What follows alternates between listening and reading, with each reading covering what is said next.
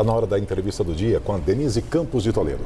E eu converso agora com o Rafa Zimbaldi, que é deputado estadual pelo Cidadania, aqui de São Paulo. Deputado, boa noite, obrigada pela presença. Boa noite, Denise, boa noite a todos que nos assistem. É um prazer estar aqui com vocês. E nós vamos tratar de um assunto dos mais relevantes atualmente. O senhor defende já há anos um projeto de lei do Programa Cidadania Digital, que é para ser aplicado nas escolas públicas e privadas na educação básica, para uma formação aí para tratar de tecnologia, alfabetização digital. A gente vê uma resistência muito grande de políticos em aprovação do projeto aqui em São Paulo, aprovação também no Congresso, mas a gente vê os crimes e os problemas com crianças e adolescentes aumentando dia a dia, né? Pois é, Denise, nós estamos vivendo um momento muito difícil. Primeiro que esse projeto Cidadania Digital foi protocolado em 2019, que é algo que nós precisamos letrar literalmente as nossas crianças, dar o direcionamento para que elas tenham conhecimento na internet. Nós que nascemos antes de 1989, antes da internet aqui no Brasil, nós podemos dizer que nós não temos o letramento digital. Então, a importância de você dar o direcionamento, mostrar a tecnologia, que é importante para as crianças, mas sempre mostrar o bom uso da tecnologia, mas ao mesmo tempo fazer uma conscientização aos pais, para que os pais tenham conhecimento daquilo que o seu filho está fazendo dentro da sua própria casa, dentro do seu próprio quarto. Nós vimos o enorme sucesso da série Adolescência, não é, que mostrou exatamente essa situação, um menino de 13 anos que ele sofria bullying na escola, que ele se sentia excluído, não é, e no limite ele acaba assassinando uma colega. Então tem toda essa relação, tem a simbologia que é utilizada nas conversas de rede social, que as pessoas não conheciam, inclusive o policial que fazia a investigação, ele só percebeu a situação de fato quando o filho dele o alertou e falou, olha, esse símbolo quer dizer isso, esse outro é outro. Não era elogio, era bullying que o menino, que acabou se tornando assassino, sofria pelas redes sociais. Não é? Isso vai ser lá no Reino Unido, vai passar inclusive nas escolas, como exemplos de uma situação. Porque além de entender como lidar com as redes sociais, é preciso saber se defender das armadilhas. E a gente vê crianças morrendo, adolescentes, por causa disso. Né? Nós temos hoje as Big Techs, né, que são as plataformas de gamers, e que muitas vezes elas não são regradas aqui no Brasil, então são plataformas que vêm, plataformas americanas, plataformas russas, plataformas europeias, e que muitas vezes elas se colocam aqui à disposição do Brasil, e aí as crianças, no momento, né, que eles criam as suas panelas, e essas panelas nós podemos dizer que é um risco muito grande, que muitas vezes os pais acabam não sabendo, que são facções, né, e que através dos assédios, e que muitas vezes as pessoas acabam não tendo a informação, porque através de uma troca de fotos mais íntimas, começam a ameaçar, olha, se você não me respeitar, eu vou mandar aqui as suas fotos íntimas para o seu pai, para a sua mãe, para os seus colegas de escola. E aí começa, né? Vira refém mesmo estando em casa. Vira refém, estando em casa, dentro do seu próprio quarto. E aí começa a automutilação, começa a questão da ingestão, por exemplo, de venenos, né, e assassinatos. E agora tem os desafios, inclusive com as receitas colocadas lá pelas redes sociais, como no TikTok, a menina que morreu recentemente por aspirar o desodorante, que era um desafio, a outra segurando o ar, que também era um desafio que vinha pelas redes sociais. É isso, né? Colocando faca na garganta, então assim, cortando pulso, se automutilando. Então, tudo isso é algo que é muito preocupante. Então, a gente precisa, né, conscientizar os pais, avós, de que a privacidade entre crianças e adolescentes não deve existir. Então, o seu filho que tem a senha no celular, a senha na internet, precisa ser mostrada aos seus pais, para que os pais acompanhem né, tudo aquilo que ele está fazendo na internet. Tem até aplicativos que fiscalizam isso, o acesso e que redes que o adolescente, que a criança está entrando. Não é uma invasão de privacidade nociva, daquele sentido de controle, como se tinha antigamente, para não ter amigos, essas coisas, não, é para não correr risco de vida.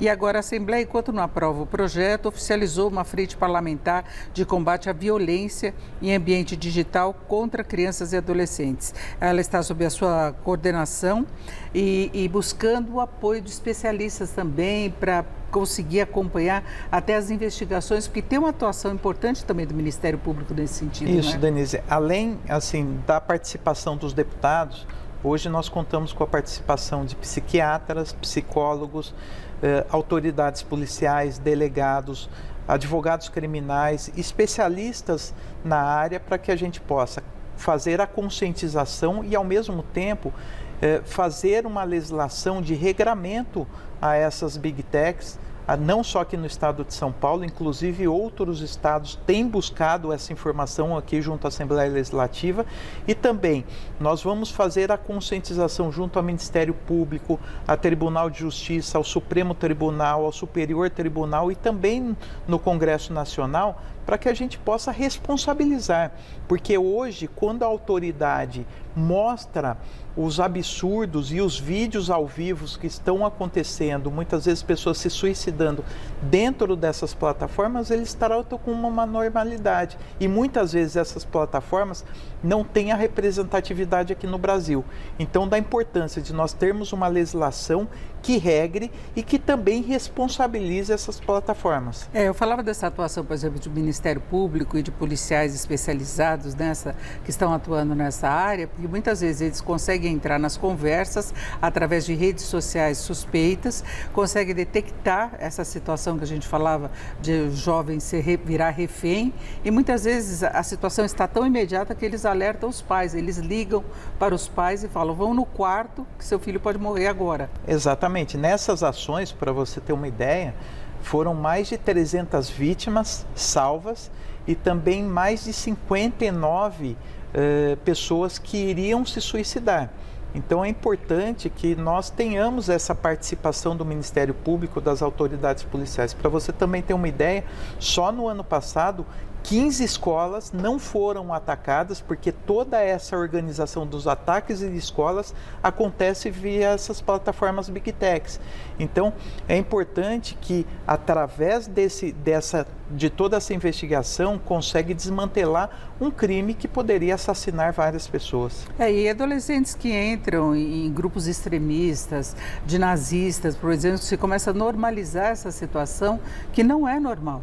Não é? Então, são várias frentes, tem aquele estímulo a virar influencer e parar de estudar, que você pode ganhar dinheiro fácil. Já ouvi muito essa discussão, porque os jovens utilizam a rede social, começam a ganhar dinheiro e não querem saber de estudar. Então, não tem essa formação. Não é? Um avanço talvez tenha sido a proibir o celular nas escolas, mas precisa ir muito além disso. Não é? Denise, por isso da importância de nós termos aqui o Cidadania Digital, que é o nosso projeto desde 2019, né, que não foi pautado até hoje, e se Deus quiser, a nossa expectativa é que vote esse ano. Já nós temos conversado com os deputados, articulado isso dentro da Assembleia Legislativa, exatamente. O uso da internet, o uso da tecnologia, ele é importante, mas desde que seja usado para o bem. Né? Esse mundo obscuro da internet, ele precisa ser evitado, e mais do que isso, essas crianças, esses adolescentes são o futuro do nosso país. Então nós estamos lidando com adolescentes que muitas vezes encaram uma criminalidade como algo normal. E são pessoas o assédio, exatamente, o cyberbullying, tudo isso. E que são pessoas que vão cuidar de nós amanhã, quando nós estivermos mais idosos, mais velhos. Então, é o futuro. E por isso da importância de você dar o letramento e o direcionamento digital a essas crianças. Agora falta ter essa adesão dos políticos, que tem essa alegação de que seria contrário que seria censura você regulamentar a atuação das redes por interesse próprio, para poder abusar durante campanhas eleitorais, os apoiadores poderiam abusar, e na verdade estamos tratando da sociedade. Né? E muitas vezes assim, abusadores, nós estamos falando aqui de uma criminalidade, muitas vezes na questão, né, de matar, de suicidar, né, de ameaçar, mas nós temos também pedófilos que usam ferramentas como jogos, por exemplo, aplicativos, e que muitas vezes a criança, ela não tem toda a informação, e os pedófilos usam como se fossem crianças também para assediar e buscar acesso a essas crianças. Então, por isso da importância, né, da responsabilização das plataformas e também da conscientização dos pais para que fiscalizem os seus filhos. Ficarem mais atentos a isso. Eu agradeço muito a presença do Rafa Zimbaldi, que é deputado estadual pelo Cidadania aqui de São Paulo. Mais uma vez, obrigado. Muito obrigado, Denise. Obrigado pela oportunidade. E olha, se alguém tiver alguma denúncia e quiser acompanhar o nosso trabalho nas redes sociais, @Rafa Zimbaldi, né, encaminhe a sua denúncia que nós vamos fazer todo o direcionamento às autoridades. Obrigada, com vocês.